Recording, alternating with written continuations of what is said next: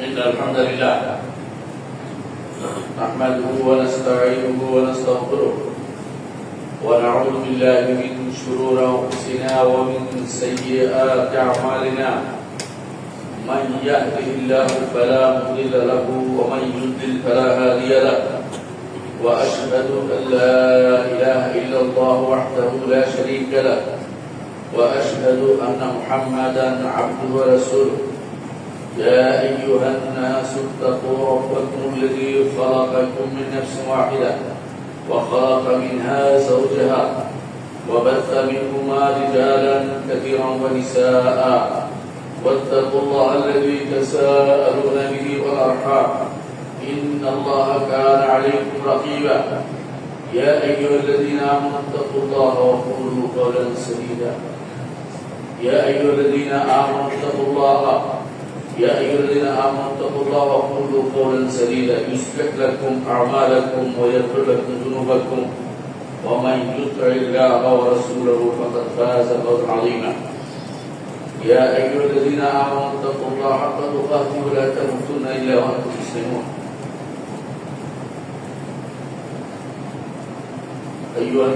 قال النبي صلى الله عليه وسلم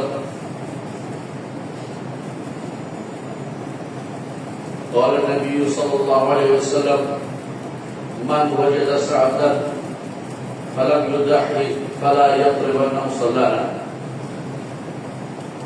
সম্মানিত মুসলিমরা আমি আমার নিজেকে আপনাদেরকে আল্লাহ তাকওয়া অবলম্বন করতে জানাচ্ছি যে সেই তাকওয়া অবলম্বন করার নির্দেশনা আল্লাহ তাআলা কোরআনে কারিমের মধ্যে দিয়েছেন। এই তাকওয়ার দাবি হচ্ছে আল্লাহ তাআলা যেখানে সন্তুষ্টি আছে তা খুঁজে নেয়া, আর তাকওয়ার দাবি হচ্ছে আল্লাহর অসন্তুষ্টি যেখানে আছে সেখান থেকে দূরে থাকা। আল্লাহ তাআলা কোরআনে কারিমে ও রাসূলুল্লাহ তার হাদিসে আমাদের যে সমস্ত নির্দেশনা দিয়েছেন সেগুলি পুঙ্খানুপুঙ্খরূপে মেনে চলা ঈমানদারের দায়িত্ব, আর যেগুলি থেকে নিষেধ করেছেন সেগুলি বর্জন করা ঈমানদারের দায়িত্ব। ঈমানদার প্রতিটি কথা ও কাজে আল্লাহর সন্তুষ্টি খুঁজে, আর প্রতিটি কথা ও কাজে চিন্তা করে প্রধান আল্লাহ অপমানিত করে যায়। আমাদের দৈনন্দিন জীবনে এমন সব কাজ আমরা করি যেগুলিতে অনেকেই, এমন সব কথা বলে যেগুলিতে অনেকেই খেয়াল রাখি না এটাকে আল্লাহর সন্তুষ্টি বিধান হচ্ছে কিনা। রাসূলুল্লাহ সাল্লাল্লাহু আলাইহি ওয়াসাল্লাম বলেছেন, মানুষ কখনো কখনো এমন কোনো কথা বলে সে মনে করে না খুব বড় কিছু বলেছে, কিন্তু আল্লাহর কাছে এটা এত বেশি গুরুত্বপূর্ণ হয়ে যায় যে এটার কারণে সে আল্লাহর কাছে খুব প্রিয় পাত্র হয়ে যায়, জান্নাতে যাওয়ার জন্য তার যোগ্য ব্যক্তি হয়ে যায়। আবার কখনো কখনো এমন সব কথা বলে, এমন কোন কথা বলে যা মনে করে না যে গুরুত্বপূর্ণ কিছু বলেছে বা ক্ষতিকর কিছু বলেছে, কিন্তু যার কারণে জাহান্নামের 70 বছর ভিতরে পড়ে, 70 বছর দূরত্বের ভিতরে পড়ে যায় জাহান্নামে। সাবাইনা খারিফা, এর অর্থ হচ্ছে আমাদের প্রতিটি কাজ ও প্রতিটি কর্ম যেন আল্লাহর সন্তুষ্টির জন্য হয় সেই চিন্তা সবসময় করতে হবে। প্রতিটি মানুষের সেটা দায়িত্ব, যে যেখানে আছে সেখানেই এই দায়িত্ব পালন করতে হবে। নিজের জন্য অপরের জন্য যখনই কথা বলবো চিন্তা করবো যে আমি আল্লাহর সন্তুষ্টি বিধান করার জন্য করছি কিনা। আল্লাহর সন্তুষ্টি বিধানের জন্য হলে সেটা ইবাদত হবে, আর যদি এমন সব কথা হয় যেগুলি আল্লাহর শরিয়ার বিরোধী, দিন বিরোধী, সেগুলি তার জন্য বিপদের কারণ হবে। বেশিরভাগ মানুষই দুনিয়ার বুকে এমন সব কথা বলে, এমন সব কাজ করে যেগুলির চিন্তা সে করে না, যেগুলি তার জন্য লেখা হচ্ছে। অথচ মা ইয়ালফিযু মিন কাওলিন ইল্লা লাদাইহি রাকিবুন আতীদ, প্রতিটি মানুষই যখন কথা বলে, প্রতিটি মানুষ যখন কোনো কাজ করে, ফেরেশতারা অত্যন্ত বড় ফেরেশতাকে রেখে রাখছে, তাদের হাত থেকে কিছুই বাদ যাচ্ছে না। এমনকি আল্লাহ তাআলা বলেছেন, ইয়ালামুনা মা তাফআলুন, তোমরা যা করো তা তারা জানতে পারে। এই জন্য আপনার চারপাশে ফেরেশতারা রয়েছে, আপনার সামনে পিছনে ফেরেশতারা রয়েছে, এবং মা'তুবাতু বাইনা ইয়াদাই খালফি ইয়াহফাযুনা মিন আমরিল্লাহ। অন্তত আপনি এটা বোঝা উচিত যে আপনি যা ইচ্ছা তা করতে পারেন না। অনেকেই অনেক নেক আমল শুনেছে পরে, কিন্তু সেগুলি নেক আমল কিনা, সেগুলি শুদ্ধ হয়েছে কিনা সেগুলি খোঁজ খবর রাখে না। একটা মৌসুম আসছে আমাদের সামনে, মৌসুমটা হচ্ছে হজের মৌসুম। খুব কাছেই সেটা হজের মৌসুম শুরু হয়, জিলহজের 1 তারিখ থেকে সেটার কর্মকাণ্ড শুরু হয়। জিলহজের 1 তারিখ থেকে 10 তারিখ পর্যন্ত, এমনকি 13 তারিখ পর্যন্ত আপনাকে তাকবীর দিতে হবে। আল্লাহু আকবার, আল্লাহু আকবার, লা ইলাহা ইল্লাল্লাহু আল্লাহু আকবার। এটাই হচ্ছে নিয়ম। আর 9 তারিখ থেকে 13 তারিখ পর্যন্ত সেটা হচ্ছে বেশি গুরুত্বপূর্ণ, মানে বেশি সুন্নাহ মুআক্কাদা, সেটা বেশি বেশি বলতে হবে। কিন্তু এমনিতে 1 তারিখ থেকে আছে। তারপর আরো কিছু কাজ আছে, তার মধ্যে আছে বেশি বেশি করে তাসবিহ পাঠ করা, বেশি বেশি করে তাকবীর দেয়া, বেশি বেশি করে তাহলিল পাঠ করা। রাসূলুল্লাহ সাল্লাল্লাহু আলাইহি ওয়াসাল্লাম আমাদেরকে জানিয়েছেন। অর্থাৎ এই দিনগুলোতে আপনি বেশি বেশি ইবাদত করুন। আল্লাহ তাআলা কোরআন কারীমে বলেছেন, ওয়াল ফাজরি ওয়া লায়ালিন আশর।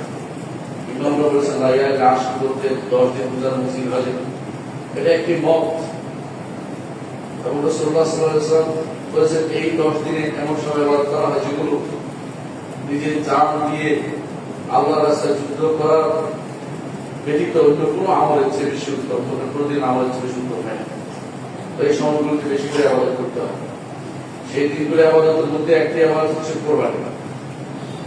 এই কোরবানি নিয়ে আজকে আমরা আলোচনা করতে যাচ্ছি। কোরবানি শব্দটি আমরা খুবই প্রসিদ্ধ শব্দ হিসেবে জানি। কোরবানি অর্থ হল কোনো কিছু উৎসর্গ করা, অর্থাৎ আল্লাহর জন্য উৎসর্গ করা। আল্লাহ তাআলা নির্দেশ দিয়েছেন কোরআনে কারীমে, ফাসাল্লি লিরাব্বিকা ওয়ানহার, আপনার রবের জন্য সালাত আদায় করুন এবং কোরবানি করুন, নাহার করুন। নাহার করতে করা হয়, আর জবাই করা হয় ছাগল এবং গরুকে। নাহার অর্থ হচ্ছে ঈদগাহ বেঁধে এক পা বেঁধে রাখা, তিন পা তারপরে রাখা, যাতে করে সে পড়ে যায়। যখনই তাকে আঘাত করা হবে, তার হাতে যে ছুরি থাকে দাঁড়িয়ে এখানে আঘাত করা হয় দাঁড়ানো অবস্থায়, এটা বলা হয় কাহা। উটকে শুয়ে সবে করতে হয় না, উটকে দাঁড়ানো অবস্থায় নাড়া করতে হয়, এটা রসুল আদর্শ। তো যখন এখানে আঘাত করা, রক্ত পড়তে থাকে, তখন সে পড়ে যাবে, কারণ এক পাতা বাধা আছে, সে আর কাটতে পারবে না। এই জন্য এটাকে বলে না, এটা উটের জন্য বলা হয়েছে না। কিন্তু গরু এবং ছাগল এর জন্য আমার নষ্ট হচ্ছে জবাই। সে জবাই নিয়ম রাসূলুল্লাহ সাল্লাল্লাহু আলাইহি ওয়াসাল্লাম যেভাবে করেছে সেভাবে করতে হয়, সেটা আমরা শিখবো ইনশাআল্লাহ। আল্লাহ তাআলা বলছেন ফাসসাবিরু লিরাব্বিকা ওয়ারহাম, শব্দ হচ্ছে যে রব্বিকা, অর্থাৎ আল্লাহর জন্য। আল্লাহর জন্য আপনাকে কাজটি করতে হবে। পরিবারে কি বলবে, না কোরবানি না দিলে খেতে পারবে না, ছেলেগুলি কি বলবে, মানুষে কি বলবে, ওটার জন্য নয়, একমাত্র আল্লাহকে খুশি করার জন্য, আল্লাহর নির্দেশকে প্রতিপালন করার জন্য আদায় করতে হয়। এটা প্রমাণ করে যে আপনি আল্লাহর শুকরিয়া আদায় করছেন, আল্লাহ আপনাকে সম্পদ দিয়েছেন, সেই জন্য আপনি সেটা করছেন। আর দ্বিতীয়ত আপনি করবেন এই জন্য আল্লাহ নিদর্শনগুলি সম্মান জানাতে, আল্লাহ নিদর্শনকে সম্মান জানাতে। অর্থাৎ আল্লাহ তাআলা বলেছেন কোরআনে কারীমে, ওয়াজকুরনা জাআলনাহা লাকুম শাআইরিল্লাহ, উটগুলোকে, উট বলেছেন অর্থ হলো এর সাথে জীবন যেগুলো দিয়ে কোরবানি করা সবগুলি অধিক মিন শাআইরিল্লাহ, এগুলো আল্লাহর নিদর্শন। নিদর্শন কি হিসাবে? জবাই হিসাবে আল্লাহর নিদর্শন হবে। এই জবাই করবে সবাই একই সময়ে, একই কয়েকটা দিনের মধ্যে প্রত্যেকে জবাই করবে, আল্লাহ তাআলাকে স্মরণ করে এবং আল্লাহ দ্বীনকে বুলন্দ করে, আল্লাহ তার নিদর্শনকে সবার কাছে তুলে ধরার জন্য যারা এই কোরবানি করবে। আল্লাহ তাআলা বলছেন এটা এই জন্য যে যারা আল্লাহ নিদর্শনকে সম্মান করবে, সেটা তার অন্তরের তাকওয়া বলে প্রমাণ পাওয়া যাবে। সুতরাং দুনিয়ার কোনো উদ্দেশ্য হতে পারবে না। যারা সালাত আদায় করে না, তাদের কোরবানি কবুল হবে না। যারা সালাত আদায় করে না, তাদের কোরবানি দেওয়ার কোনো মানে হয় না। সালাত হচ্ছে ফরিয়ত, সালাত হচ্ছে ঈমান। যদি সালাত না পড়ে তার কোরবানি দেওয়ার কোনো দরকার নেই, এটা অবশ্যই আপনি তাদেরকে স্মরণ করিয়ে দিবেন। এই জন্য আল্লাহর নিদর্শনকে যে ব্যক্তি সালাতকে সম্মান দিতে পারে নাই, সেই ব্যক্তি কোরবানি দিয়ে কি সম্মান দিবে? সালাতকে সম্মান, সালাতকে আগে সম্মান দেখাতে হবে। দ্বিতীয়ত, এই কোরবানির উদ্দেশ্য হচ্ছে তাকওয়া, পুষ্ট নয়। আল্লাহ তাআলা বলেছেন কোরআনে কারীমে, লা ইয়ানালুল্লাহু রুহুহা ওয়ালা দিমাউহা ওয়ালাকিন ইয়ানালুহু তাকওয়া মিনকুম। আল্লাহ তাআলা তোমাদের পুষ্টও পান না, তোমাদের রক্তও পান না, তোমাদের তাকওয়া, তিনি শুধুমাত্র তোমাদের তাকওয়াটা পান। অর্থাৎ তোমরা আল্লাহকে ভয় করেছো, এটা আল্লাহ দেখেন, এটা আল্লাহ বুঝেন। আল্লাহ এটা নিয়েই তোমাদের পুরস্কৃত করবেন। সূরা হাজের 37 নম্বর আয়াতে বলেছেন। চতুর্থ যে কারণে আমরা এই সুন্নতটা পালন করি তা হচ্ছে সুন্নত ইব্রাহিম আলাইহিস সালাম। ইব্রাহিম আলাইহিস সালাম সুন্নতকে জীবিত করানোর জন্য আল্লাহ তাআলা কোরআনে কারীম বলেছেন, ওয়া ফাদাইনাহু বিযিবহিন আযীম, আমরা ইসমাঈলকে ফিদিয়া দিয়েছি মহান এক যবিহা দিয়ে, জবে দিয়ে। আল্লাহ তাআলা সেটার মাধ্যমে আমাদেরকে এই সুন্নতের উপর রেখে দিয়েছেন, সেই সুন্নতটা আমরা প্রতিপালন করে থাকি। রাসূলুল্লাহ সাল্লাল্লাহু আলাইহি ওয়াসাল্লাম বলেছেন, আলা ইনসাবিকুম ইব্রাহিম, তোমাদের পিতার ওয়ারিস হিসেবে তোমরা সেটা আদায় করে থাকো। সূরা সাফাতের 7 নম্বর আয়াতে আল্লাহ তাআলা বলেছেন, ফাদাইনাহু বিযিবহিন আযীম, বড় যবিহা। এর অর্থ হলো ইব্রাহিম আলাইহিস সালাম যা করেছেন সেটাই আমরা প্রতি বছর স্মরণ করে থাকি। রাসূলুল্লাহ সাল্লাল্লাহু আলাইহি ওয়াসাল্লাম বলেছেন, মান ওয়াজাদা সাআতান ফালা তুযাহি ফালা ইয়াকরাবান্না মুসাল্লানা, যা সামর্থ্য আছে তারপরও কোরবানি করলো না, সেই ব্যক্তি যেন আমাদের মুসল্লার কাছে না আসে। ইবনে মাজাহ হাদিসটি বর্ণনা করেছেন, আহমদ হাদিসটি বর্ণনা করেছেন এবং এর সনদ হাসান। ষষ্ঠ হাদিস হচ্ছে রাসূলুল্লাহ সাল্লাল্লাহু আলাইহি ওয়াসাল্লাম বলেছেন, রাসূলুল্লাহ সাল্লাল্লাহু আলাইহি ওয়াসাল্লাম তা আদায় করেছেন নিজে। হাদিসটি হচ্ছে দাহা রাসূলুল্লাহ সাল্লাল্লাহু আলাইহি ওয়াসাল্লাম বিকাবশাইনি আমলাহাইনি আকরানাইনি, রাসূলুল্লাহ সাল্লাল্লাহু আলাইহি ওয়াসাল্লাম কুরবানি করেছেন দুটি ছাগল দিয়ে। আমলাহাইনি দেখতে অত্যন্ত সুন্দর, আকরানাইনি এবং যেগুলো শিরক ছিল।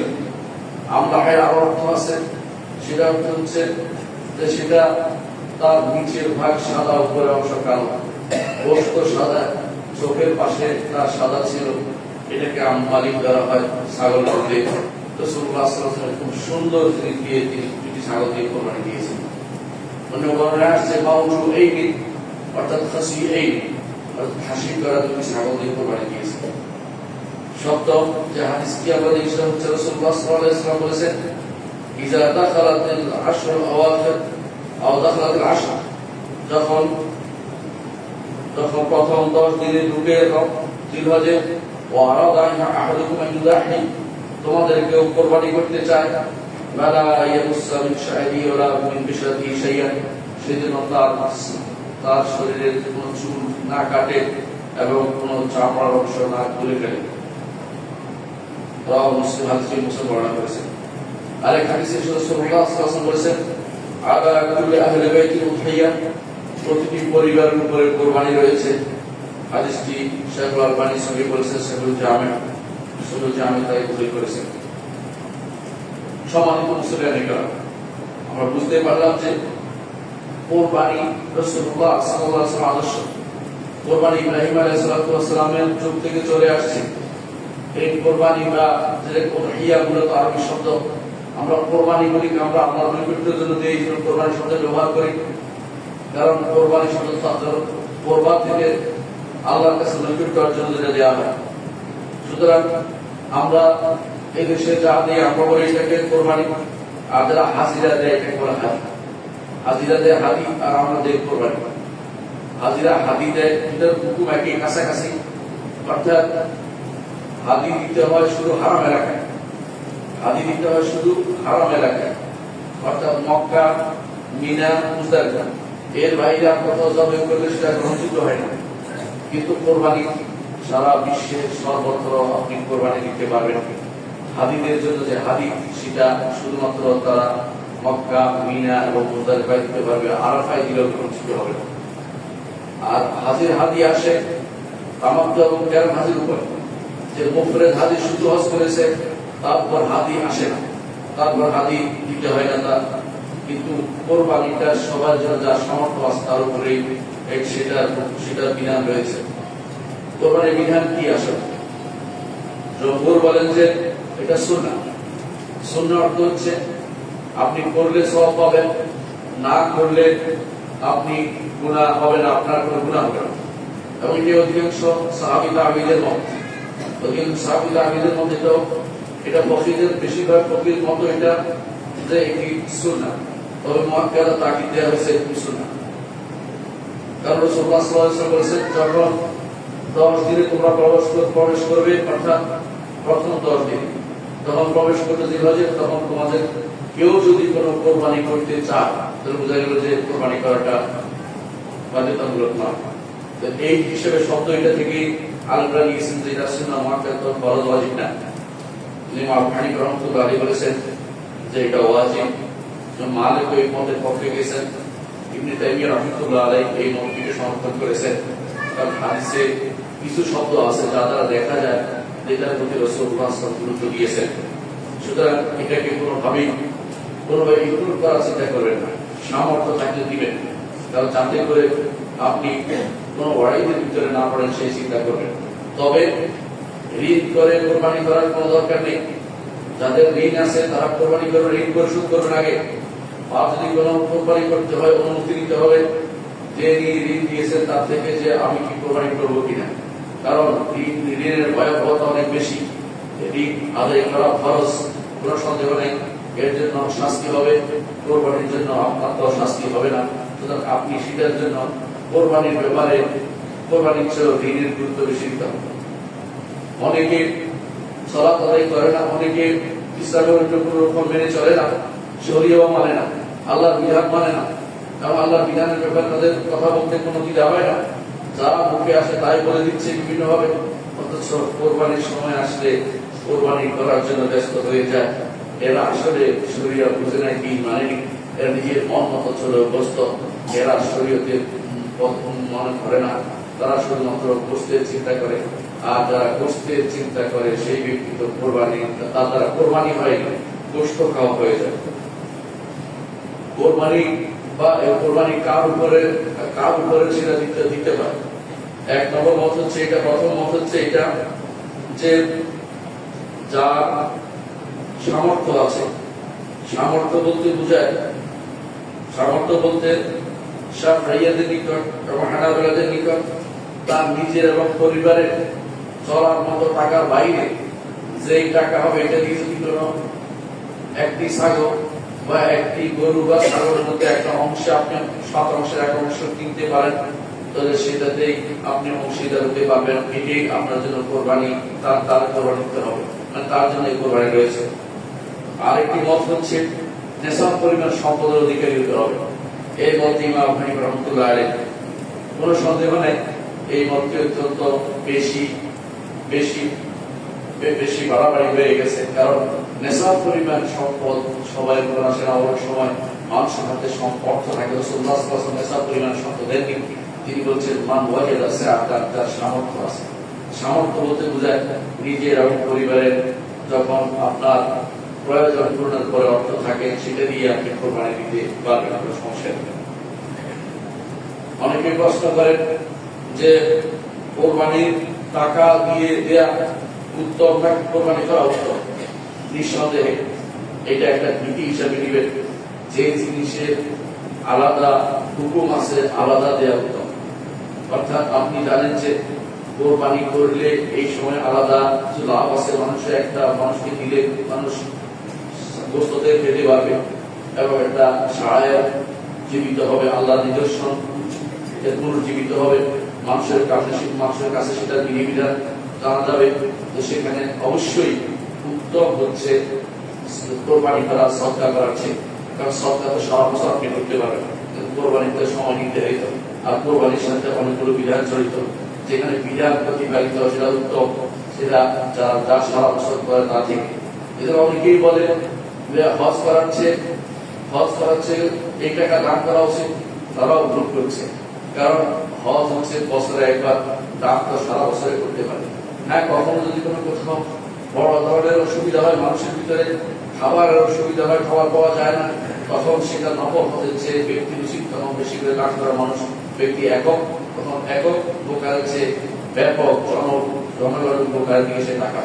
কিন্তু যাদের এইটা উদ্দেশ্য না, তারা সারা বছরে দান করে হজও করবে, তারা আসলে ভালো কাজ সব উভয়টাই করবে, সব রকমের নিজের জন্য করবে, সবার জন্য করবে, এটা সবচেয়ে উত্তম। তো কোরবানির মধ্যে অবশ্যই উত্তম হচ্ছে কোরবানি করা, তার টাকা সদকা করা নয়। যারা অনেকের একটা বিরাট মুশকিল আছে, যারা এই কোরবানির সময় আসলেই দেখবে যে আলোচনা হচ্ছে যে এতগুলি প্রাণী হত্যা হয়ে গেছে, এরা যেন আপনাদের ছাগলও খায় না, গরুও খায়, এটা শুধুমাত্র আমাদের কোরবানি হয়ে গেল। এরা হচ্ছে বিভ্রান্ত, আল্লাহ শরীয়তের প্রতি নিজেকে বিনয় করতে তুলতে পারে না, আল্লাহ রসুলকে তাদের আদর্শ হিসেবে মেনে নিতে পারে না, এবং কোরআন এবং সুন্নাহর প্রতি তাদের কোনো ভালোবাসা নেই। তারা শুধুমাত্র নিজের বিবেক নিয়ে চলছে। এরা বেশিরভাগ পথভ্রষ্ট ছাড়া কিছুই নয়। এদেরকে প্রতিহত করুন। এই জন্য কোরবানি করা এখন গুরুত্বপূর্ণ জিনিস। যখনই যেখানে দেখবেন সুন্নতের অবমাননা হচ্ছে, সুন্নাত নিয়ে উচ্চবাচ্য করছে, সেখানে সুন্নত তুলে ধরার জন্য বিভিন্ন ব্যবস্থাপনা করা, এটা আহলে সুন্নাত ওয়াল জামাতের মধ্যে দাবি, এবং সেটা করতে হবে। ইমাম আহমদ ইবনে হাম্বল বলতেন, কোন এলাকার মানুষ যদি কোনো তাদের মধ্যে জানা না থাকে যে বাচ্চাদেরকে খতনা করানোর বিষয়টা জানা না থাকে, সেটা জানানোর জন্য হলো লোক ডেকে বলতে হবে যে আমাদের মুখকে আজকে খতনা করা তোমরা জেনে না, অর্থাৎ ঘোষণা দিয়ে খতনা করাতে হবে। কেন? তাতে সুন্নতটা প্রচার প্রসার লাভ করে। এই জন্য তিনি সেই খতনার জন্য দাওয়াতে অনুমোদন করেছেন, এই জন্য যাতে করে এটা খতনার সুন্নাত সবাই বুঝতে পারে। কারণ এমন একটা সময় আসতে পারে মানুষ সেটাকে আর কাজ সেটার ব্যাপারে গুরুত্ব দিবে না। এই জন্য সুন্নাত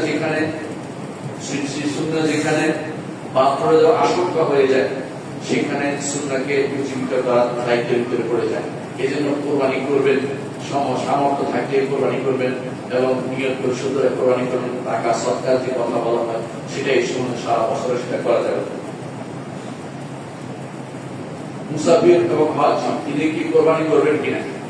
শাফিঈ হানাফিরা মুসাফিরদের মধ্যে যদি সম্পদ থাকে, যদি তার সম্পদ থাকে দেশে, তাহলে তিনি কোরবানি করবেন। একদিকে তারা সুন্নত বলেছেন, ওয়াজিব বলেন, আর একদিকে তারা সুন্নতকে তারা উজ্জীবিত করতে চেয়েছেন, জীবিত করতে চেয়েছেন। এই জন্য তারা বলছেন যে সুন্নত তিনি সেটা সুন্নত, এই সুন্নত তিনি সফরে থাকলেও তার দেশে টাকা থাকে তাকে ওসিয়ত করে যাবেন, যাতে করে এই সুন্নতটা আদায় করা হয়, কোরবানি দেওয়া। এটা সুন্নত হিসেবে তারা বলেছেন। ইমাম আবু হানিফা রাহমাতুল্লাহ আলাইহি বলেছেন শুধুমাত্র মুকিমের উপরে শুধু কোরবানি, যিনি মুসাফির বা হাজি আছেন তার উপরে কোরবানি নেই, তিনি ইচ্ছা করে দিতে পারেন, না দিলে সুন্নত হিসেবে হবে না। রাসূলুল্লাহ সাল্লাল্লাহু আলাইহি ওয়াসাল্লাম তিনি সফরে থাকার পরে আবার তিনি কোরবানি করেছেন, এমনটা তিনি দেখা যায়, কিন্তু হাদিস দেখা যাচ্ছে করেছেন। আবু হানিফা রাহমাতুল্লাহর মতগুলো আমরা দেখতে পাই যে রাসূলুল্লাহ সাল্লাল্লাহু আলাইহি ওয়াসাল্লাম সফরেও কোরবানি করেছেন। কারণ বোঝা গেল যে কোরবানি সফরেও করা আপনার সুন্নত, ওয়াজিব যদি আমরা না বলি। কোরবানির শর্ত হচ্ছে গৃহপালিত জন্তু দিয়ে হতে হবে, অর্থাৎ কোরআনে বর্ণিত 8 শ্রেণী, 8 শ্রেণী মানে 4টা ডবল, অর্থাৎ সেটা ছাগল না পুরুষ নারী, পুরুষ নারী না মানে মেয়ে এবং কি বলে নরমালি, ছাগল ভেড়া ওট গরু, ছাগল ভেড়া মোট গরু। এর মধ্যে গরুর ভিতরে মহিষ ঢুকবে, কারণ মহিষ গরু অন্তর্ভুক্ত, মহিষ গরু অন্তর্ভুক্ত। এর বয়স হচ্ছে যে উটের জন্য 5 বছর হতে হবে, আর গরুর জন্য 2 বছর হতে হবে, ছাগলের জন্য 1 বছর হতে হবে। শুধু ভেড়ার ব্যাপারে 6 মাস পার হতে হবে, 6 মাস পার হচ্ছে, সেরকম 6 মাসের ভিতরে থাকতে হবে না, 6 মাস পার হতে হবে। ঠিক অনুরূপভাবে ছাগলও 1 বছর পার হতে হবে, একদিন হলে বেশি হতে হবে। অনুরূপভাবে গরু 2 বছর পূর্ণ হতে হবে, একদিন হলে বেশি হতে হবে। অনুরূপভাবে উটের 5 বছর পূর্ণ হতে হবে। এগুলি হচ্ছে এই বয়স। এর নিচে এখন যেগুলো অনেকগুলো গরুকে মোটা তাজা করে দেওয়া, দেখা বিশাল দেখা যাচ্ছে, বয়সের খেয়াল করেন না, আপনার মনে রাখবেন যে আপনাদের কোরবানি করেন 2 বছর পূর্ণ হতেই হবে, 2 বছর পূর্ণ হতেই হবে। সাধারণত 2 বছরের দাঁত পড়ে যায়, অনেকে বলে দাঁতের বিষয় আছে কিনা, দাঁত সাধারণত পড়ে যায়, কোনো কারণে না পড়েও তো সেটা দিয়ে কোরবানি হয়ে যাবে। কিন্তু মুসিন্না বলেছিল রাসূলুল্লাহ সাল্লাল্লাহু আলাইহি ওয়াসাল্লাম, মুসিন্না বলা হয় সিন যার সিন নতুন দাঁত মুসিন্না গজাইছে, এবং মুসিন্না আরেক অর্থ হচ্ছে যেটা 2য় বছরে পড়েছে গরুর জন্য, আর ছাগলের জন্য 2য় বছরে পড়েছে, এক 2য় বছরে পড়েছে, গরুর জন্য 2 ভারে 2য় বছরে পড়েছে, আর উটের জন্য 5 ভারে 6ষ্ঠ মধ্যে পড়েছে। এটা হলো মুসিন্না। আর জাযা, এটাও জাযা অর্থাৎ দাম, যেটা যেটা ভাড়া, এটা সাধারণত 1 বছরের নিয়ম, কিন্তু 6 বছরও 6 মাসও সেটাকে 6 মাস হলেও তাকে কোরবানি দেওয়া যায়। আমাদের সাধারণত ভেড়া খুব কম পাওয়া যায়, এই জন্য আমরা হিসাব করবো 1 বছর হিসাব করবো। অনেকে ছাগল কিনে 6 মাসের ছাগল দিয়ে কোরবানি চিন্তা করতে হবে না, মোটা তাজা হলেও কাজ হবে না, আপনাকে ছাগলের ক্ষেত্রে অবশ্যই 1 বছর হতে হবে। 3 নম্বর যেটা শর্তটা হচ্ছে সেটা যাবতীয় দোষ ত্রুটি মুক্ত হতে হবে। দোষ ত্রুটি রাসূল নির্ধারণ করে দিয়েছেন, কারণ দোষ ত্রুটি হিসাব করলে বহু রকমের দোষ পাওয়া যায়। রাসূলুল্লাহ সাল্লাল্লাহু আলাইহি ওয়াসাল্লাম নির্ধারণ করে দিয়েছেন, বারা ইবনে আযিব রাদিয়াল্লাহু আনহু হাদিসে রাসূল বলেছেন, আবরাম লা তাজুল আদাহি, 4 রকমের রোগ যদি বা 4টা বিষয় থাকলে সেটা কোরবানির জন্য যথেষ্ট হবে না। আল আওরা আল বাইয়িন আওরা, যে এটা চোখ কানা, সেটা যেটা বোঝা যায় স্পষ্ট যে চোখটা নাই, সেটা কিন্তু সাদা হয়ে গেলে, চোখ সাদা হয়ে গেছে, চুকিয়ে বন্ধ করা যাবে না, অর্থাৎ সে দেখতে পাচ্ছে, হাঁটতেছে, চলতেছে, ঘাস খাচ্ছে, তবে এটা দোষণীয় না। কিন্তু বোঝা যাচ্ছে একটা চোখ তার নাই, সেটা দিয়ে কোরবানি করা যাবে না। ওয়াল মারিদা, এটা যদি কোরবানি 2 চোখ যান না, এটা মোটেই কোরবানি করা যাবে, মানে আমি অর্ধেক বলেছি এই জন্য। ওয়াল মারিদা আল বাইয়িন আমালুহা, আর এমন রোগী ছাগল বা প্রাণী যেটা রোগ স্পষ্ট, যেটা রোগ স্পষ্ট দেখতে বোঝা যাচ্ছে এটা রোগী। অনেক সময় বাজারে নেওয়া হয়, সেখানে মরে যায়, সেটা হাঁপাইতে হাঁপাইতে মরে যায়। অনেক সময় এমন ভাবে তাদেরকে পুশ করা হয়, দেখতে মোটা হয়ে যায়, কিন্তু শরীরে তাদের রোগ থাকে, সেগুলি যদি প্রমাণিত হয় যে এটা রোগী, সেটা দিয়ে কোরবানি করা যাবে না, কারণ এটা মানুষের ভিতরে সে রোগকে আবার ছড়িয়ে দিতে পারে। 3 নম্বর হচ্ছে আল আজ্জা আল বাইয়িন আরাজ, এমন ল্যাংড়া প্রাণী বা ভাঙা প্রাণী যেটা হাঁটতে পারে না, যেটা হাঁটলে বোঝা যাচ্ছে যে স্পষ্ট সে হাঁটতে পারছে না, অল্প লাফিয়ে লাফিয়ে হাঁটছে সেটা, আর যেটা একটু খুঁড়িয়ে হাঁটছে ঠিক হয়ে যাবে, কোনো কারণে গাড়িতে আনার সময় নেওয়ার সময় একটু ব্যথা পেয়েছে, এটা দিয়ে কোরবানি নিষিদ্ধ না, এটাতে কোনো সমস্যা হবে না। আমি ভাই ঈদ বলছেন রাসূলুল্লাহ সাল্লাল্লাহু আলাইহি ওয়াসাল্লাম, যা চলা স্পষ্ট যে সে ল্যাংড়ামি করে হাঁটছে। এরপর রাসূলুল্লাহ সাল্লাল্লাহু আলাইহি ওয়াসাল্লাম কাসীরাতুল তিলাতুতি আয়াল হাসিরাতুল তিলাতুতি, অর্থাৎ এমন সুখ না যেটা সাধারণত আমাদের গ্রাম দেশে অনেকে কি করে, এমন সব গরুগুলিকে কোরবানি দেয় যেগুলো আর সেগুলি আর চলে না। অনেক সময় দেখা যায় যে এগুলো দিয়ে আর হাল চাষ করতে পারে না, এগুলো হাঁটাহাঁটি করে না, শুকিয়ে কাঠ হয়ে গেছে, হাড্ডি সাদ হয়ে গেছে, সেটা দিয়ে তারা কোরবানি দিয়ে থাকে। রাসূলুল্লাহ সাল্লাল্লাহু আলাইহি ওয়াসাল্লাম এটা দিয়ে কোরবানি করতে নিষেধ করেছেন। কিন্তু যদি কোনো কারো শিং ভাঙা থাকে, শিংয়ের আলেমরা সেটাও বলেছেন যে 3/2 অংশ ভাঙা হাত দেখতে হবে, আগে শিং চালানটা একই রকম না, ওইটার সাথে মিলিয়ে দেখতে হবে। যদি কোনো 3/2 অংশ ভাঙা হয় তাহলে সেটা বাদ দেবে, কিন্তু মূলত শিং ভাঙার কোনো সমস্যা নেই। কিন্তু গোড়া থেকে না উঠে যায়, গোড়া থেকে না উঠা যায়, গোড়া থেকে না উঠলে কোনো সমস্যা নেই। আর চোখে সাধারণ আমরা বলেছি যে চোখ যদি গোড়া অর্থাৎ সে 100 নষ্ট আর এটা বিরক্ত হবে না, কিন্তু যদি চোখে কম দেখে সেটা দিয়ে কোরবানি করতে পারবে, কোনো সমস্যা নেই। কান কাটা হলে কোরবানি হতে পারবে কিনা, কান কাটা নিয়ে অনেকেই অস্ট্রিয়ান যদি কেউ দেখেন ছাগল বলি তারা কান কেটে দেয়, ওইটা নিষিদ্ধ। যে করে ফেললো কেউ ওইটা দিয়ে কোরবানি হবে কিনা, অথবা কানের মধ্যে আমরা দাগ দেয়, একটু অংশ কেটে দিয়ে দাগ দিয়ে দেয়, এটা কোরবানি হবে কিনা, এটা কোরবানি কোনো সমস্যা নেই। কিন্তু গোড়া থেকে যদি কাটা হয়, সেটা যদি ক্ষতিগ্রস্ত বোঝা যায় তার শরীরে তার মাংসের ক্ষতি হয়েছে বা শরীরের ক্ষতি হয়েছে, সেটা শুধুমাত্র নিষিদ্ধ হবে, নাহলে কান কাটার কোনো কোরবানির কোনো অসুবিধা হবে না। অনেকে আছে নাক কাটা দিয়ে কোরবানি নিষিদ্ধ মনে করছেন, না, নাক কাটা দিয়ে কোরবানি কোনো সমস্যা হবে না। জিহ্বা, দাঁত এগুলি যদি কোনো ভাঙা হয়ে যায় কোনো কারণে, সেগুলি দিয়ে কোরবানি হবে, কোনো সমস্যা নেই, যতক্ষণ পর্যন্ত সেটা দোষী বলে বিবেচিত না হচ্ছে। একটি প্রাণীতে কয়জন শরীক হতে পারবে? একটি ছাগল একটা ব্যক্তির জন্য হবে, এটা সবাই মতে, আবু হানিফা রাহমাতুল্লাহ আলাইহি বলেছেন। প্রশ্ন হচ্ছে একটি ছাগল কি এক পরিবার থেকে হবে কি? এখানে প্রশ্ন কিন্তু এরকম না যে সবাই নাম দিবেন, কারণ একজন ব্যক্তি যখন তিনি কোরবানি করবেন তখন তিনি এটাতে শরীক করবেন, অর্থ কিন্তু একজনে দিবেন। এই নয় যে 3 জনে ভাগ করে পরিবারের সবাই মিলে টাকা দিয়ে একটা দিবেন, এটা হবে না। যিনি পরিবারের কর্তা তিনি একটি কোরবানি দিবেন, একটা ছাগল দিয়ে কোরবানি দিবেন, পরিবারের কর্তা তিনি এর মধ্যে অন্যদেরকে সওয়াবে শরীক করবেন। রাসূল যেভাবে বলেছেন, আমার থেকে আমার আলে মুহাম্মদ থেকে এভাবে বলেছেন, রাসূল নিজে দিয়েছেন, সেইভাবে আপনারা দিবেন। কিন্তু পরিবার কাকে বলে? পরিবার বলে যার ভরণ পোষণের দায়িত্ব পরিবারের কর্তার উপর রয়েছে অধীন, এরা সবাই পরিবার অন্তর্ভুক্ত। আর যিনি ভিন্ন বিয়ে শাদী করেছেন, ভিন্ন পরিবার হয়ে গেছে, তিনি একই পরিবার অন্তর্ভুক্ত নন। ইসলামের জন্য একান্নবর্তী পরিবারের কোন সিস্টেম নাই। এই জন্য যিনি কোরবানি দিবেন এরকম যেন না হয় যে বাবা দিয়ে দিচ্ছেন ছেলে আর দিচ্ছেন না, সেরকম যেন না। ছেলের সামর্থ্য থাকলে ছেলে দিবেন, বাবার সামর্থ্য থাকলে বাবা দিবেন, এটি হচ্ছে কি। আর ছেলে বাবা দিবেন, তার পরিবারের সবাইকে অংশীদার করতে পারবেন সবের মধ্যে।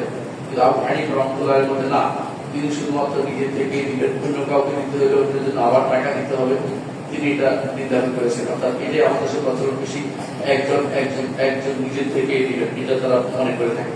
কিন্তু আরবরা মনে করে, যেটা আমাদের হাদিস থেকে অবশ্য প্রমাণিত, একজন তার পরিবারের সবাইকে এর মধ্যে শরীক করতে পারবেন, কিন্তু টাকা তিনি একজনে দিবেন এবং তাদেরকে শরীক করবেন যারা তার পরিবারভুক্ত, যাদের দ্বারা আলাদা হয়ে যায়নি, অর্থাৎ যাদের ভরণ পোষণ তার দায়িত্বের ভিতরে পড়ে। আর যারা তাদের ভরণ পোষণ তার দায়িত্বের ভিতরে পড়ে না, তারা এর অন্তর্ভুক্ত হবে না, অর্থাৎ তাদের যদি সামর্থ্য থাকে তারা আলাদা কোরবানি দিবেন। এটা সবারই মত। আবু হানিফা রাহমাতুল্লাহ আলাইহি শুধু বলেছেন যে না, যদি কেউ তার ছেলে থেকে দিতে হয় তাহলে ছেলের জন্য আমরা টাকা ব্যবস্থা করবো, আরেকটা ভাগ দিতে হবে। কিন্তু জমহুর উলামাদের নিকট একজন মানুষ তার পরিবারভুক্ত সবাইকে এর মধ্যে শরীক করতে পারবে না। এই হচ্ছে ছাগলের ক্ষেত্রে। কিন্তু উট এবং গরুর ক্ষেত্রে বা মহিষের ক্ষেত্রে 7 জন দিতে পারবে, একটাতে 7 জন দিতে পারবে, একটাতে 7 জন দিতে পারবে। অর্থাৎ 7 জন একটা গরুতে, একটা মহিষী এবং একটা উটের মধ্যে শরীক হতে পারবে, শরীক হতে পারবে।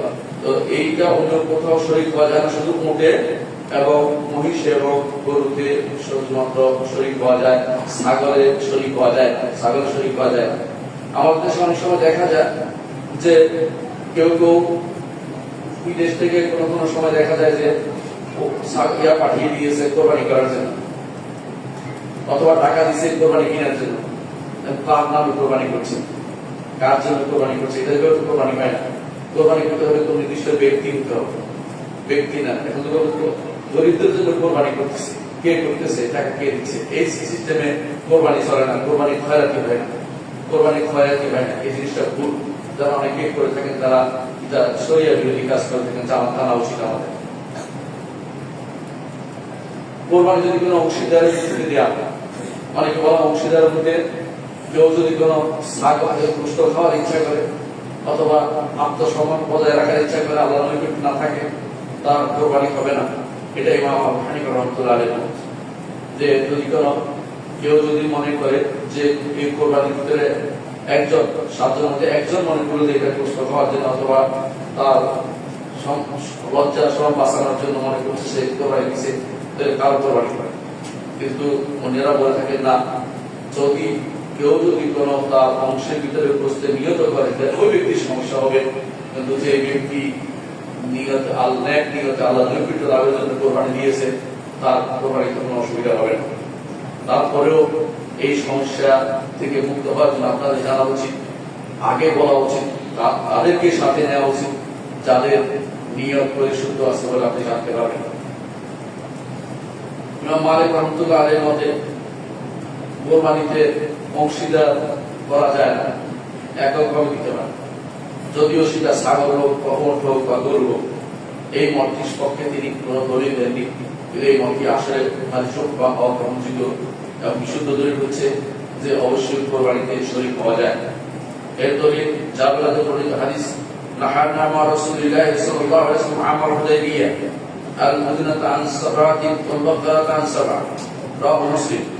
তো জাবের বর্ণিত রাসূলুল্লাহ সাল্লাল্লাহু আলাইহি ওয়াসাল্লাম এর সাথে আমরা হুদাইবিয়ার বছর 7 জন এক উটে শরীক হয়েছি আর 7 জন এক গরুতে শরীক ছিল। আপনি মুসলিম হাদিসটি বর্ণনা করেছেন। আমাদের দেশে অনেকেই বলে থাকেন যে এটা সফরে ছিল, এই সফরটাকে বলা হয় এটা ওয়াসফা। এই ওয়াসফা কি বলে এটাকে? ওয়াসফা দেখে তারা অসুর করে তারা বুঝবে, এমন একটা ওয়াসফা গুণ নিয়ে আসে, মুখটা নেওয়ার মতো না। এইগুলো উনি ছিলেন সফরে, তাই বলে হাজারের মধ্যে বিপরীতটা করবেন এমন না। কারণ সাহাবায়ে কেরাম থেকে বর্ণিত আছে, এদের মধ্যে আয়েশা রাদিয়াল্লাহু আনহা হতে শুরু করে বেশ অনেক সাহাবী থেকে বর্ণিত আছে, তারা বলেছেন যে হাজার অবস্থাতে তারা জবে করতেন, একটি গরু জবে করতেন 7 জন থেকে। বোঝা গেল সাহাবায়ে কেরাম সেটা প্রতিপালন করতেন, সুতরাং এই বিপরীতটি নেওয়া যাবে না, সেটাই গ্রহণ করতে হবে। সাহাবায়ে কেরাম হাজার অর্থাৎ কামত অবস্থায় নিবেশেও সেটা করতেন, কিন্তু সফরে সেটা করেছেন তা নয়। সুতরাং এই বিপরীতটি বিশুদ্ধ নয়। কোন কোরবানিটা বেশি উত্তম? প্রথমে এক দলের মত হচ্ছে আগে উট, তারপরে গরু, তারপর ছাগল, সিরিয়াল ভিত্তিক। এটাই মত শাফিঈ, হানাফি, যাহিরি এবং মালিকিদের মত, মালিকিদের কারো মত। দ্বিতীয় মত হচ্ছে আবু হানিফা রাহমাতুল্লাহ আলাইহি মত, তিনি বলছেন যেটাতে গোশত বেশি এবং গোশত বেশি সুন্দর হবে সেইটা বেশি উত্তম। অর্থাৎ ছাগল না গরু, উট না, সেটা বেশি পাওয়া যায় গোশত, সেটা তার মধ্যে উত্তম জিনিস দিতে হবে। রাসূলুল্লাহ সাল্লাল্লাহু আলাইহি ওয়াসাল্লাম উত্তম জিনিস দিয়েছেন, দেখতে সোনালী ছিল, অত্যন্ত দেখতে চোখ চিত্তাকর্ষক ছিল, এমন ছাগল তিনি কোরবানি দিয়েছেন। তো তিনি বলতে চাচ্ছেন এটা যে চিত্তাকর্ষক জিনিস, যেটা দেখতে উপাদেয় সেটা দিতে হবে। মালিকদের নিকট এককভাবে যেটা দেওয়া হয় সেটা একটা তারা আগে থেকে বলেছে একজন শুধু একটাতে শরীক হতে পারে। এই জন্য তারা বলে যে এর মধ্যে ছাগল এককভাবে দেওয়ার কোনো অভিযোগ নেই, আগে ছাগল একা দিতে পারবে, তারপর গরু, তারপর মত। এটা মালিকদের মত। তবে বিশুদ্ধ মত হচ্ছে এটা যে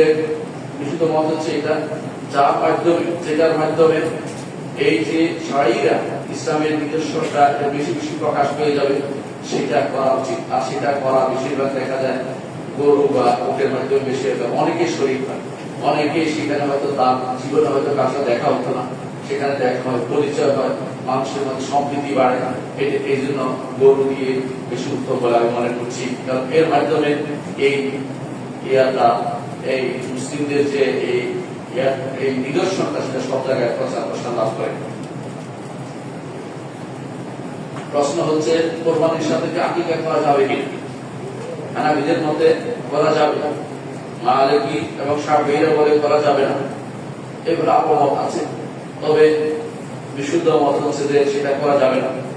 হানাফিদের দলিল হচ্ছে রাসূলুল্লাহ সাল্লাল্লাহু আলাইহি ওয়াসাল্লাম কোন হাদিসে এটাকে আকিকা করে নাসিকা বলেছেন, অর্থাৎ সেটাকে কোরবানি নাম দিয়েছেন, নসুক করেছেন। নসুক বলতে কোরবানি বলছেন, তিনি বলছেন নাম যেহেতু মিলে গেছে তারা বলেছে সেহেতু দেওয়া যাবে। কিন্তু আসলে এটা বিভিন্ন ভাবা বিষয় রয়েছে, কারণ আকিকা আসে ধানের উপর, আর কোরবানি আসে মালের উপর। আর আকিকা সপ্তম দিন নির্ধারিত, আর কোরবানি সেটা শুধুমাত্র বছরে এক সময় হয়, এবং যদিও একসাথে কয় জায়গাতে হয়, সেটা হচ্ছে কি আকিকার জন্য বছর পূর্ণ হইতে স্বাগত। আকিকার জন্য যদি গরু দেয় কেউ সুন্নত না, তাহলে সেটাও কোরবানির বয়স পার হতে হয় সবাই। তো সেই দোষগুলো একই রকম দেখতে হয়, মানে দোষ ত্রুটি মুক্ত হতে হয় একই রকমের। তারপরেও যেহেতু দুটা ভিন্ন জিনিস, সেহেতু দুটোকে একসাথে করা রাসূলুল্লাহ সাল্লাল্লাহু আলাইহি ওয়াসাল্লামের সুন্নতের মধ্যে পাওয়া যায় না। এই জন্য আমরা আকিকা এবং কোরবানিকে কখনো একসাথে না করি। যিনি কোরবানি করবেন তার কতটি করণীয়? 1 নম্বর করণীয় হচ্ছে তিনি তার চুল কাটবেন না। এটার মাসআলা কি, এটা ওয়াজিব না ফরজ না সুন্নাত? আবু হানিফা রাহমাতুল্লাহ আলাইহির মতে এটা মুস্তাহাব জিনিস, অর্থাৎ সেটাকে তিনি ফরজ সুন্নাহ মনে করেন। কিন্তু রাসূলুল্লাহ হাদিস হচ্ছে কেউ যেন তার চুল থেকে না নেয়, কঠিনভাবে নিষেধ করেছেন। এর অর্থ হচ্ছে এটা নিতে পারবে না, এটা হচ্ছে বিশুদ্ধ মত। চুল থেকে নিবে না এবং চামড়া থেকেও কিছু ফসাবে, অনেক আছে বছরের চামড়া ছেড়ে সেটাও করবে না। অর্থাৎ আপনি এই কোরবানির আগ পর্যন্ত সেটা করতে পারবেন না। আপনাকে যিনি কোরবানি দিবেন তিনি তার পরিবারের কারো উপর না, এবং যিনি ওয়াকিল হবে তার পক্ষ থেকে একজন দিবেন তিনি, তারও সমস্যা নেই, যিনি কোরবানি দিবেন তার উপরে এই নির্দেশনা যে তিনি ইয়া করবেন না। অর্থাৎ তিনি চুল খাটো করবেন না, নখ কাটবেন না, শরীরের কোনো চামড়া কোথাও তুলে ফেলবেন না বসে বসে, যেটা উঠে যায় পড়ে যায় তাতে সমস্যা নেই, ইচ্ছাকৃত যেটা করবেন না সেটা বলা হচ্ছে। আকিকা কোরবানির সময় কখন? কোরবানির সময় হচ্ছে জিলহজের 10 তারিখ সূর্য ওঠার পরে, তখন চাষের সময় হবে, তখন অর্থাৎ চাষের সলাত আমরা যখন পড়ি তখন থেকে সেটা শুরু হবে। এটা আউয়াল ওয়াক্ত, প্রথম ওয়াক্ত। আর শেষ ওয়াক্ত হবে আবু হানিফা রাহমাতুল্লাহ নিকট 12 তারিখ সূর্য ডুবার আগ পর্যন্ত। বিশুদ্ধ মতে 13 তারিখ সূর্য ডুবার আগ পর্যন্ত, আইয়াম তাশরীকের শেষ দিন পর্যন্ত সেটা বিলম্বিত, এই জন্য কোরবানি এগুলিতে করতে পারে না। কেউ যদি কোনো এগুলিতে কোরবানি না করতে পারে তার কি বিনা, তিনি কি সদকা করবেন? অথবা কয়েকটা কারণ হচ্ছে একজন মানুষ কোরবানি কিনেছে, সেটা হারিয়ে গেছে অথবা মরে গেছে, তার কি বিধান? আবু হানিফা রাহমাতুল্লাহ তাকে ওরকম একটা কিনে আবার দিতে হবে। অন্যদের মতে তার নিয়ত পার হয়ে গেছে, তার নিয়তের কারণে সেটা আর দিতে হবে না, সেটা তার জন্য দেওয়া লাগবে না, কারণ নিয়তের কারণে সব পেয়ে যাবে। হারিয়ে গেছে কিন্তু তার সামর্থ্য থাকেও, কারণ সে তো নিয়ত একটা সাথে কম সমৃদ্ধ করে ফেলেছে। কিন্তু আবু হানিফা রাহমাতুল্লাহ তাকে এরকম একটা আবার কিনে কোরবানি দিতে হবে, কারণ তিনি তো ওয়াজিব মনে করেছেন। যদি কেউ কোরবানি করার সময় পার হয়ে গেছে কোনো কারণ সে দিতে পারে, তখন কি করবে? অধিকাংশ নিকট তিনি কোরবানি করবেন, সেটাকে সদকা করবেন, অর্থাৎ সেটাকে সদকা করে দেবেন, সেটা খাবেন না। এভাবে বিভিন্ন বর্ণনা সালাফ থেকে এসেছে। কিভাবে কোরবানির গোশত ভাগ করবেন? কোরবানির গোশত ভাগের ব্যাপারে সুন্নাহ হচ্ছে 3 ভাগ করা। সুন্নাহ এটা ফরজ ওয়াজিব না।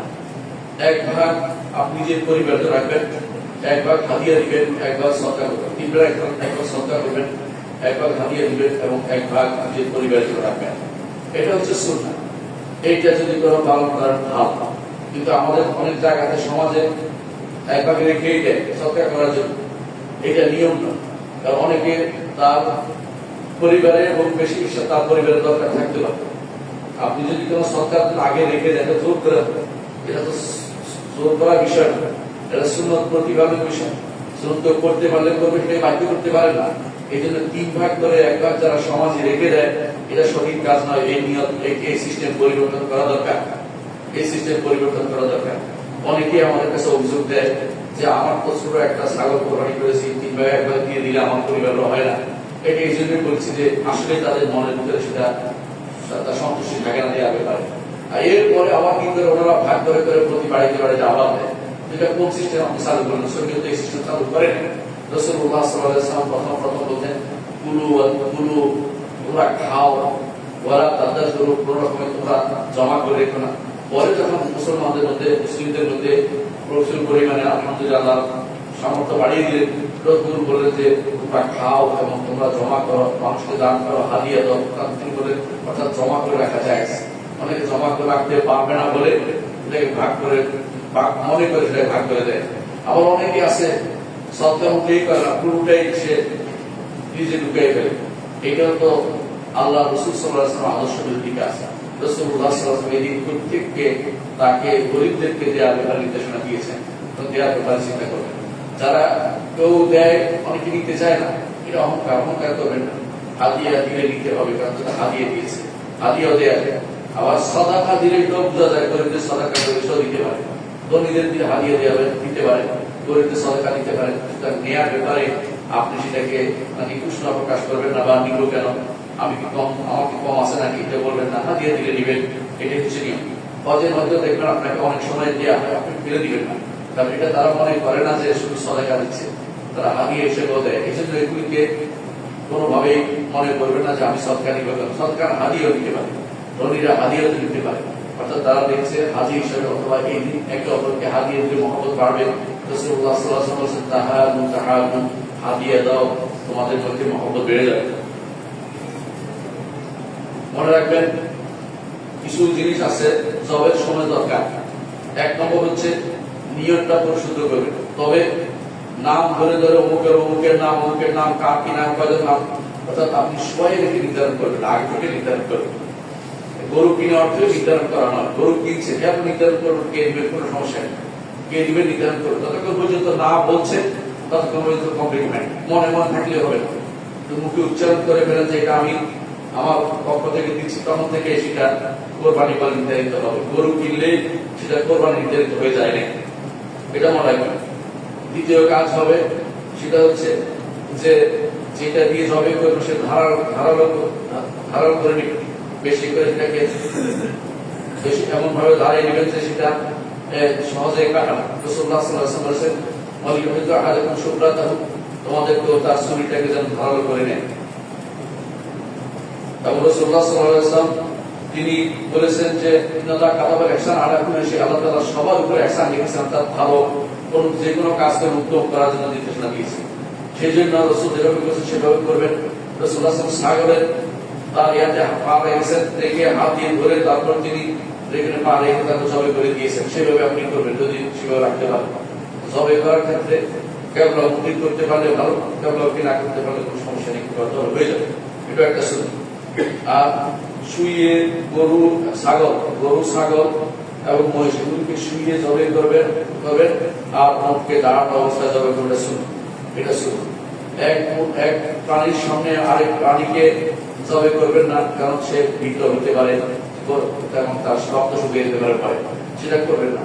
এবং তাদেরকে ভয় দেখানো আপনার নিয়ম বিরুদ্ধে সেটা করেন, নিজেদের কিন্তু দেখতে পাচ্ছি একসাথ হয় না, সেটা আমাদের খেয়াল রাখবেন।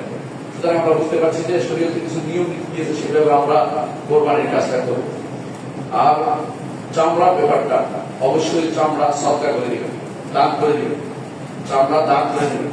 চামড়া বিক্রি কাউকে দান করতে পারবেন, যে কোনো মানুষকে দান করতে পারবেন, কিন্তু নিজে ব্যবহার করতে বা নিজে নিতে পারবেন না। এই জন্য হাদিসে নিষেধ আছে নিজে নেওয়ার ব্যাপারে।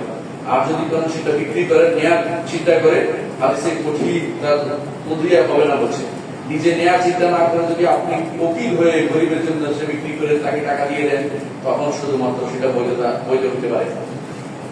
প্রশ্ন হতে পারে মৃত মানুষ থেকে কোরবানি করবেন কিনা, মৃত মানুষ থেকে কোরবানি করবেন কিনা। দুটি মত আছে, দুটি মত। একমত যা করা যাবে না, এই মতটি বেশি প্রসিদ্ধ হয়ে গেছে আহলুল হাদিসদের মাঝে।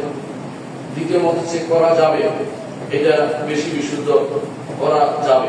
তবে উত্তম হচ্ছে যার জন্য যার পক্ষ থেকে কোরবানি করছেন তার থেকে আপনি সেটা সাদাকা করেন, অর্থাৎ এই যে বস্তুগুলি পাবেন ওগুলিকে দান করে দিবেন, যাতে করে তার সদকা পরিপূর্ণ হয়, তার সদকা পরিপূর্ণ। কারণ করা যাবে এই জন্য এটা আর্থিক ইবাদত, আর আর্থিক ইবাদত অন্যদের থেকে করা যায়। এটাই আমাদের লাজনাতুদ দায়মা অর্থাৎ যেটা কমিটি, যেটা স্থায়ী কমিটি ফতোয়া সৌদি আরবে, তারা সেই সিদ্ধান্ত নিয়েছে এটা করা যাবে।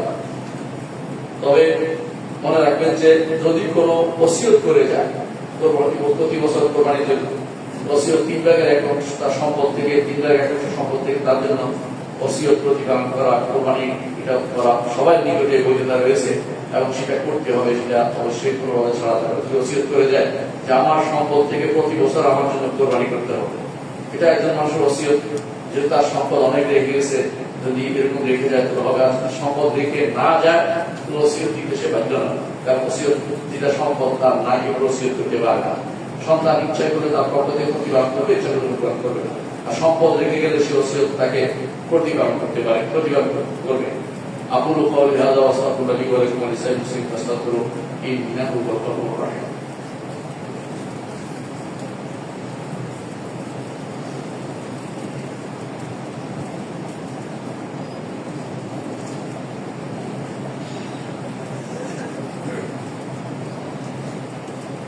إن الحمد لله نحمده ونستعينه ونستغفره ونعوذ بالله من شرور أنفسنا ومن سيئات أعمالنا، من يهده الله فلا مضل له ومن يضلل فلا هادي له، وأشهد أن لا إله إلا الله وحده لا شريك له، وأشهد أن محمدا عبده ورسوله।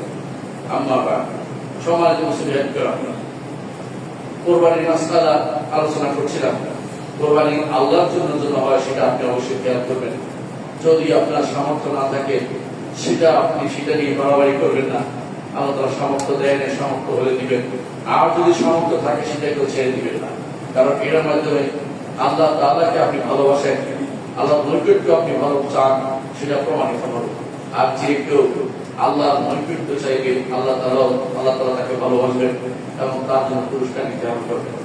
কোরবানির উপরে যে সমস্ত কোরবানির উপরে যে সমস্ত হাদিস আমি বলেছি এগুলি সহিহ হাদিস, এর বাইরে কোরবানির ফজিলতের উপরে কোনো সহিহ হাদিস নেই। অর্থাৎ যে সমস্ত বর্ণনা এসেছে যে প্রতিটা লোমের কারণে সওয়াব হয়, অথবা প্রতিটি লোমকূপের কারণে সওয়াব হয়, অথবা রক্ত পড়ার আগে হয়ে যায়, এগুলি হাদিসগুলি সহিহ নয়, এজন্য সেগুলি আমি উল্লেখ করলাম না। বরং কোরবানি নিজেই একটা বড় ধরনের ফজিলতের কাজ, অতিরিক্ত ফজিলত দরকার নেই। মানুষ সাধারণত সম্পদ দিতে চায় না, অনেক কিছু দিতে চায়, সম্পদকে ধরে রাখতে চায়। কিন্তু যে ব্যক্তি আল্লাহকে ভালোবাসে সে ব্যক্তি কোরবানি দিবে, সে গোশত খাবে কোনো সন্দেহ নেই, তা আল্লাহকে ভালোবেসে কোরবানি দিবে। অনেকে আছে নাম ডাকের জন্য দিচ্ছে, ভয়াবহ বিষয়। বাজারে সবচেয়ে বড়টা নিয়ে আসে কি জন্য, যে আমি এত টাকা দিয়ে কোরবানি দিয়েছি, এত লাখ টাকা দিয়ে দিয়েছি। এগুলি শুধুমাত্র নাম ডাকের জন্য হচ্ছে, কোনো সন্দেহ নেই। আপনি দিবেন সুন্দরটা, বড়টা দিতে জরুরি না। সুন্দর দেখতে আপনি বুঝতে পারছেন যে এটা কি, হ্যাঁ আপনার সম্পদ আছে, তবে মানুষকে বলবেন না কে কিনেছে। অনেকেই এইগুলি যারা করে তারা বড় ছবি তুলে রাখে, প্রচার করে, বিভিন্ন মিডিয়াতে দিয়ে দিচ্ছে। এগুলি সবই হচ্ছে রিয়ার জন্য কোরবানি করবেন না, আল্লাহকে খুশি করার জন্য কোরবানি আমাদের করা উচিত। আল্লাহ আমাদের বুঝার তৌফিক দান করুন। আল্লাহ সাল্লাল্লাহু আলাইহি সাইয়্যিদিল বাশারিয়া মুহাম্মাদিন কামা আমারা রাসূলুল্লাহ ফি কিতাবিহি وذلنا بملائكة المصبحة القدسي وذلنا بكم أيها المؤمنون فقال تعالى مخبرا وآمرا إن الله وملائكته يصلون على النبي يا أيها الذين آمنوا صلوا عليه وسلموا تسليما وقال النبي صلى الله عليه وسلم من صلى عليه مرة صلى الله عليه عشرا اللهم صل على محمد وعلى آل محمد كما صليت على إبراهيم وعلى آل إبراهيم إنك حميد مجيد اللهم بارك على محمد وعلى آل محمد كما باركت على إبراهيم وعلى آل إبراهيم إنك حميد مجيد اللهم ارض عن الخلفاء الراشدين أبي بكر وعمر وعثمان وعلي وعن سائر الصحابة والتابعين رضوان الله عليهم أجمعين اللهم اغفر لنا ولإخواننا الذين سبقونا بالإيمان ولا تجعل في قلوبنا غلا للذين آمنوا ربنا إنك رؤوف رحيم اللهم اغفر لنا أجمعين اللهم সবাইকে আপনি ক্ষমা করে দিন আল্লাহ আপনার ইখলাস দেওয়ার তৌফিক দান করুন আল্লাহ আপনার নবীকে অর্জন করার তৌফিক দান করুন আল্লাহ আপনার দ্বীনের ফিকহ আমাদেরকে দান করুন আল্লাহ আপনার শরীয়ত জ্ঞান আমাদেরকে দান করুন আল্লাহ আমাদের সন্তানদেরকে দ্বীনের উপর বড় করুন আল্লাহ আমাদের কাজে কর্মে ইখলাস দান করুন আল্লাহ আমাদেরকে সমস্ত বিপদ থেকে উদ্ধার করুন আল্লাহ আমরা যে বিপদ আছে থেকে উদ্ধার করুন আল্লাহ মুসলিমদেরকে আপনি নিরাপদে বের করে নিয়ে আসুন আমরা যারা আমাদের মুসলিম দেশে সমস্যা লাগাতে চায় তাদের থেকে আপনি আমাদেরকে হেফাজত করুন আল্লাহ যারা যত রকমের ফিতনাবাজ আছে কাফের এবং তাদের মতো মুনাফিকরা যে সমস্ত যারা মুসলিম দেশে সমস্যা তৈরি করছে তাদেরকে ধ্বংস করুন আমাদেরকে হেফাজত দিয়ে আমাদের মুসলিমদেরকে আপনি হেফাজত করুন আমাদেরকে আপনি হেফাজত করুন আমাদের মধ্যে যারা কবর শরীর তাদেরকে ক্ষমা করে দিন আর যারা জীবিত অসুস্থ তাদের সুস্থতা করুন আল্লাহ আমাদেরকে আপনি কবুল করুন আমাদের আমলগুলি কবুল করুন اللهم اغفر وارحم وانت خير الراحمين عباد الله رحمكم الله ان الله يامر بالعدل والاحسان وايتاء ذي القربى وينهى عن الفحشاء والمنكر والبغي يعظكم لعلكم تذكرون وذكر الله اكبر والله يعلم ما تصنعون